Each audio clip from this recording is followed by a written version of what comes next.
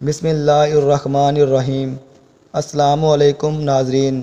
ایک مرتبہ کا واقعہ ہے کہ نبی اکرم صلی اللہ علیہ وآلہ وسلم طواف فرما رہے تھے۔ ایک اعرابی کو اپنے آگے طواف کرتے ہوئے پایا، جس کی زبان پر یا کریم کی صدا تھی۔ حضور اکرم صلی اللہ علیہ وآلہ وسلم نے بھی پیچھے سے یا کریم پڑھنا شروع کر دیا۔ وہ اعرابی رکن یمانی کی طرف جاتا تو پڑھتا یا کریم، پیارے نبی بھی پیچھے سے پڑھتے یا کریم۔ وہ اعرابی جس سمت بھی رخ کرتا اور پڑھتا یا کریم، آپ بھی اس کی آواز سے آواز ملاتے ہوئے یا کریم پڑھتے۔ اعرابی نے تاجدار کائنات صلی اللہ علیہ وآلہ وسلم کی طرف دیکھا اور کہا کہ اے روشن چہرے والے، اے حسین قد والے، اللہ کی قسم اگر آپ کا چہرہ اتنا روشن اور عمدہ قد نہ ہوتا تو آپ کی شکایت اپنے محبوب نبی کریم کی بارگاہ میں ضرور کرتا کہ آپ میرا مذاق اڑاتے ہیں۔ سید عالم علیہ السلام مسکرائے اور فرمایا کہ کیا تو اپنے نبی کو پہچانتا ہے؟ عرض کیا نہیں۔ آپ صلی اللہ علیہ وآلہ وسلم نے فرمایا کہ پھر تم ایمان کیسے لائے؟ عرض کیا بن دیکھے ان کی نبوت اور رسالت کو تسلیم کیا، ان کو مانا اور بغیر ملاقات کے میں نے ان کی رسالت کی تصدیق کی۔ آپ نے فرمایا مبارک ہو، میں دنیا میں تیرا نبی ہوں اور آخرت میں تیری شفاعت کروں گا۔ وہ حضور صلی اللہ علیہ وآلہ وسلم کے قدموں میں گرا اور بوسے دینے لگا۔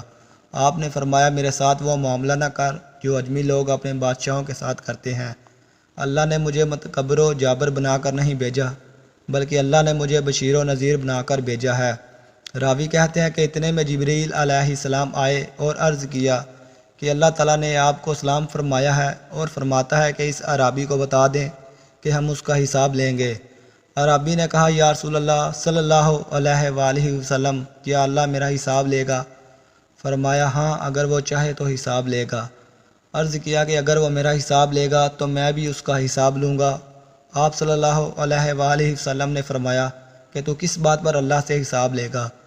اس نے کہا کہ اگر وہ میرے گناہوں کا حساب لے گا تو میں اس کی بخشش کا حساب لوں گا۔ میرے گناہ زیادہ ہیں کہ اس کی بخشش۔ اگر اس نے میری نافرمانیوں کا حساب لیا تو میں اس کی معافی کا حساب لوں گا۔ اگر اس نے میرے بخل کا امتحان لیا تو میں اس کے فضل و کرم کا حساب لوں گا۔ حضور اکرم صلی اللہ علیہ وآلہ وسلم یہ سب سماعت کرنے کے بعد اتنا روئے کہ ریش مبارک آنسوؤں سے تر ہو گئی۔